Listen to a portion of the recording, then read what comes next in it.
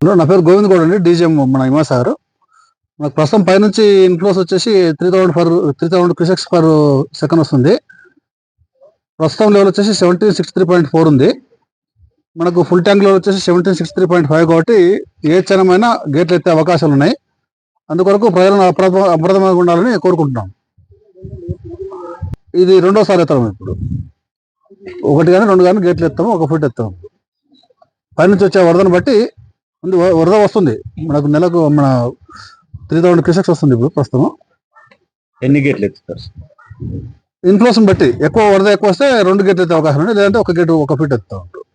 ప్రజెంట్గా కంపల్సరీ జాగ్రత్త ఉన్నారు అందరూ.